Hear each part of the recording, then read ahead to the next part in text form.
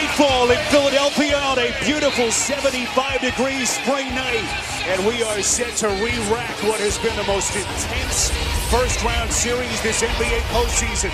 The Brooklyn Nets in a must-win scenario to keep their season alive. And the Sixers one win away from what would be their second straight trip to the Eastern Conference Series. Here is D'Angelo Russell, who is shooting only 39% from the field, Greg, so far in the series. And much of that is more about shot selection as it is his ability to make shots. I think he's been attacking far too much against 5 sets of eyes, and there's that offensive rebounding prowess as Embiid gets the follow-up. Joe Harris, they don't think they utilize him enough in terms of trying to get him opportunities. And Embiid, you know they're going to utilize him in that starting lineup for the Sixers. Simmons, the drive and kick. Here comes Embiid! A right-handed thunderclap, and it's 6 straight for the Sixers. Embiid with all 6 of the Sixers' points. Here comes Jimmy Butler.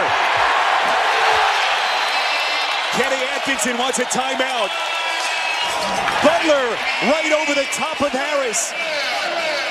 Embiid looking for more. Dudley comes over to help. Didn't matter. 12 straight points. Yeah, Roz, we asked him what he'd say to the team before the game. He said he was going to show them a video montage as Allen finally gets the Nets their first points. Showed him a video montage of some of their biggest wins, GA, of the season to give them the confidence. But they're dealing with a totally different kind of beast here so far. I tell you what, they may not ever see that video again.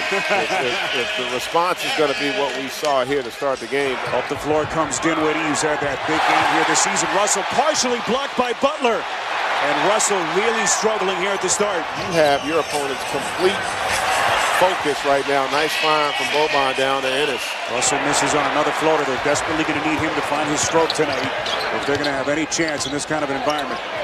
Well, they do have to get better defensively right now. They're not putting up a ton of resistance, and it is hard to get transition opportunities and get into a flow offensively when you consistently are taking the ball out of the basket. This makes the game a lot harder against this defense.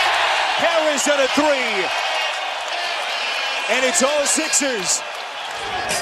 Simmons, good look at it. Net floater goes down. This is LeVert on a 3. And for Brooklyn, only their second field goal of the quarter. Greg, you have to think for the Sixers, watching Boston, watching Milwaukee make quick work of their opponents, the urgency level for the Sixers is there so far. You saw Russell on the Nets bench. He's 0 for 5 and scoreless till this point. It is to the rack. It's all working for Philly. Alice Jefferson, mid-range jumper goes. And it's 30-8. LeVert around the screen. Simmons chasing. LeVert taking on Embiid. It's tapped up and in. And is curling into the paint. Poked away, stolen by Graham. Off the floor. What a pass to Dinwiddie all by himself. Simmons with 6 to shoot. Down the paint! Nasty finish by Simmons. Well, if we do get a good shot, we got to get back on defense. I think our transition defense, we're leaking too many points there. All right, Roz, good stuff. What a season it's been for Kenny Atkinson and this staff just to get the Nets here tonight. And they're now just trying to weather the early storm, Greg, as Butler spins around and hits another floater for Philly. And they're getting thoroughly dominated. Embiid unleashed. As Embiid picks up the tech there. As you see another look at the taunt. And the point that got the attention of the officials. But Embiid's got to be careful now, keeping himself in check if the Sixers, GA, are going to make a deep run through the postseason. Absolutely. And Tobias Harris, the ball handler on the Clippers right at the deadline. Harris has been lethal in this series. I just get a sense they are growing in confidence and trust in one another. Embiid from deep, got it! He is incredible. I'm so impressed. I'm far higher on Philly right now than I was coming into the postseason. And a lot of it is because defensively they've taken it to another level. And I feel like offensively they're starting to figure it out. As speaking of figuring out, Joe Harris finally gets an uncontested in-rhythm jump shot. Marjanovic inside the Scott. As right now, GA, just nothing seemed to go going right for the Nets. Look at Boban. He's just getting too deep. He's just too big. So Karis LeVert is 5 for 7 Beaumont had made a couple layups, but confidence that he can knock that one down. There's a foul there. How about D'Angelo Russell finally able to get his first field goal of the game? What a player he's turned into for Brooklyn after that trade orchestrated by Magic Johnson and the Lakers, as actually, I beg your pardon, it's T.J. McConnell off the bench as Philadelphia turns it over. This is Harris. That's his second three-pointer of this first half. McConnell there with a great effort for the offensive rebound, and J.J. with the dagger. Embiid and LeVert waiting to check in. Redick coming back for more. J.J. Redick is a maestro without the basketball. Moves as well as anybody and gets rewarded from Ben Simmons. Harris, tough shot. Knew that Embiid was coming. He can play all the positions on that front line. He's a really good offensive rebounder. Jimmy Butler able to knock down the triple there. Redick again. That lethal stroke. Let's see where that takes us. Let's not give in. And early on here, not really showing any activity, not rotating, just leaving Embiid out there to knock down the triple. So the roster turnover this year. So the good news for them, they seem to be peaking at just the right time. That is Redick again. And Greg, we touched on the big trades that their GM Elton Brand made this year. Jimmy Butler in November. As Simmons with a hard two-handed thump. We'll continue that thought when we come back. It is all Sixers. Embiid. They just keep on coming. Dudley has been booed hard every time he's touched it. Boy, what a finish by Allen.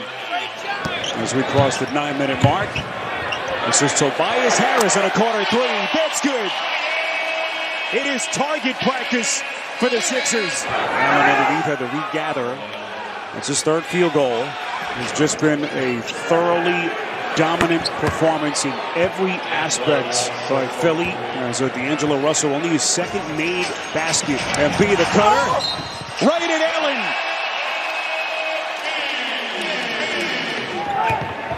Here's D'Angelo Russell on a night that he would soon forget as he goes last for his third basket of the night. And Brett Brown saw something he didn't like. Signals for time. Here comes Jimmy Butler creating the space.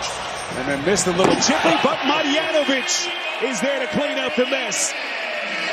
Shabazz Napier has checked into the game. That is Kurucs on a three-pointer.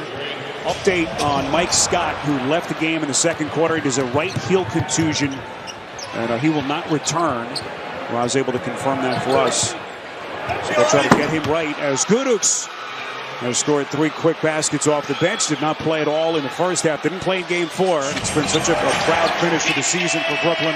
You hate to go out this way, but the Phillies just been too much. Yeah, and to your point, try to win the half. You know, like really, you're not probably going to win this game. T.J. McConnell drives and kick. That's Ennis from deep.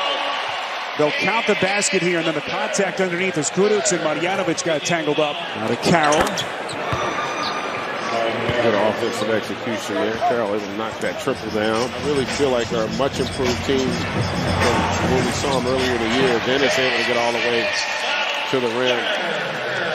One concern is going to be obviously Mike Scott and how severe or significant that heel injury is as Carroll knocked down another triple. And Tobias Harris told me the key to that is trust. He said, we must trust that we need each other to be successful. And of course, they're new to each other in some ways. So the trust grows, he said, in things like jokes on the bus or at dinners. And then it translates to understanding their identity on the court. Well, some great points as Simmons runs the 2-on-1 here with Ennis. Greg, it's so unique what Philly's trying to do. It's almost unprecedented. 2 big roster-altering deals mid-season. Guy who's earned so much respect. Banged around as an assistant coach. What a job he and his staff have done. Done an incredible job, to your point, when you factor in as Bolton knocked down that three. Simmons wide open. This is a well-positioned team financially to make some big, big moves this summer. That is Napier. Filling it up from deep. Oh, Simmons!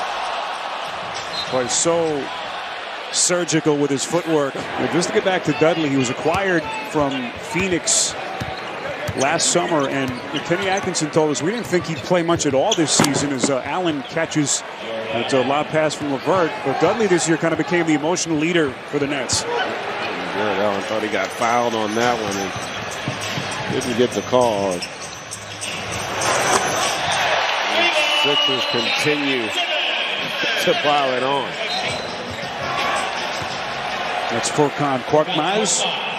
You know, typically most of those teams he's had, they've always had a lot of experience, right, to go along with the talent. Not necessarily the case with this group, and their back's a little bit against the wall after having lost that game 4 where they had a chance to take control of the series. There's Greg Monroe, who started game 3 of the series in the absence of Embiid. First time we've seen him tonight. Monroe, pretty spin. They'll give him the basket. We're not seeing a lot of highlights at this point right now, unfortunately, for Brooklyn. Korkmaz on a 3.